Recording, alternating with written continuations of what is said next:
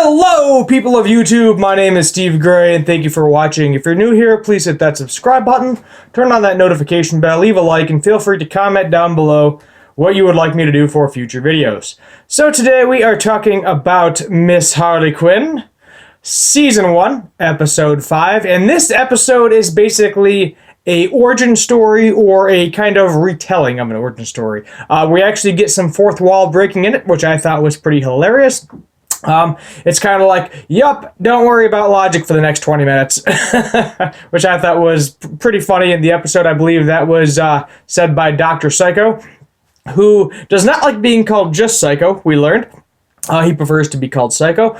So basically, what happens is, in the beginning of the episode, they are looking for a lair. Harley's looking for a new lair. Poison Ivy is getting evicted from her apartment, so they're looking for, like, basically a evil lair. None of the ones that they find are, like, good enough. There's like a lava pit one. There's one that's dug by a mole dude. There's one that was, that Mr. Friezo, I believe his name is, or Frozo, so ice guy, he had and is basically all frozen and cold and miserable. So they go back to the apartment trying to figure it out. And they say, what about your origin story? Let's hear about your origin story. Maybe we can figure out what evil layer is best suited for you.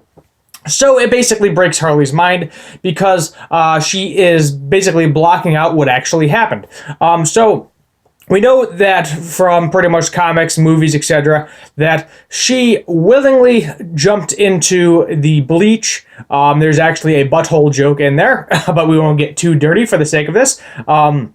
Into the bleach to be basically bleach her entire body to become one with the Joker. But she believed that the Joker pushed her, and she was blocking out the fact that she willingly jumped, that everything she did was her own decision, and that was kind of her new origin story, that everything she did was her own decision. She was blaming everything on the Joker, and in reality, she was the one that chose that path. She was the one that did it.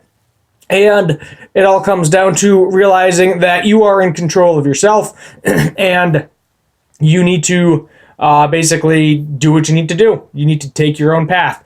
You don't have to always follow it, but you need to accept what the past is and try to learn from it as opposed to repeating it in the future. So she kind of creates her own origin story, which is basically the first episode where she beats the Joker, destroys his lair, and kind of goes out and does her own thing, gets her own crew, obviously, etc. We also learn that Dr. Psycho might be a little bit of a creep, and in the fact that Poison Ivy does not want him going in her mind alone. So they all hold hands, they all clench their butt cheeks for whatever reason. I think that was just a hue to show Poison Ivy clenching her butt cheeks for the fans. Got to get that pervy crowd in there too, and they all ended up in her mind. So we learned that she was obsessed with Frankie Muniz. And wanted to trick him into getting her pregnant, 11-year-old Frankie Muniz, to be more specific. If you don't know who that is, he did a couple of movies with Amanda Bynes. He was in Malcolm with a Middle.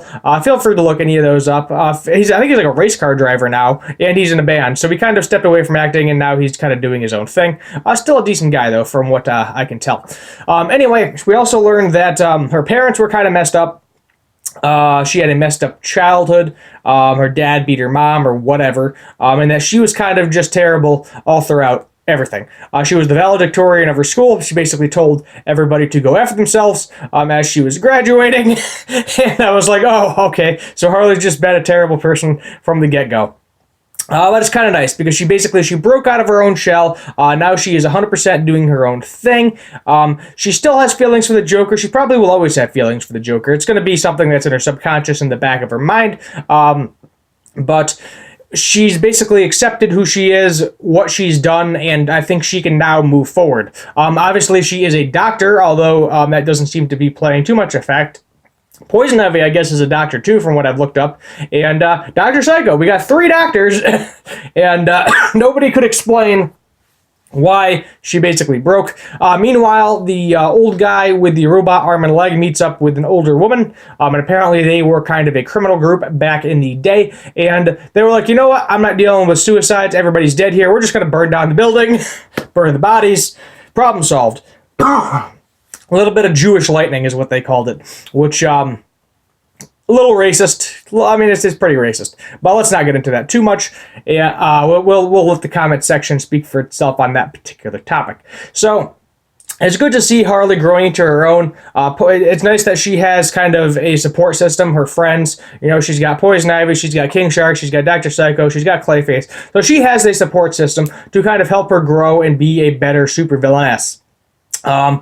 She gets a lair, which is like this abandoned mall, which is delightful. So I'm sure they're going to fix that up to their liking, and boom, evil crew, delightful. Poison Ivy still really isn't kind of part of the crew, but she's supporting her through it anyway. Poison Ivy kind of does her own thing. So what is going to happen? I'm assuming we're going to get more people to join her crew now that she has an evil lair. Not sure who we might see.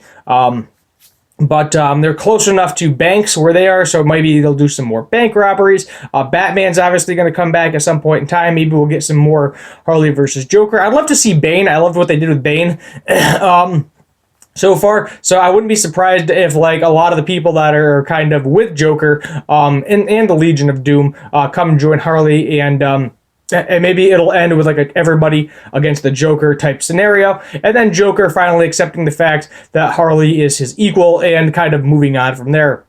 But we will just have to wait and see what happens with that.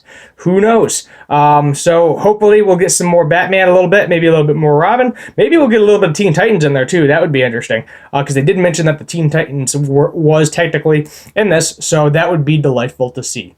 Anyway, my name is Steve Gray. Thank you for watching, and as always, have a good one.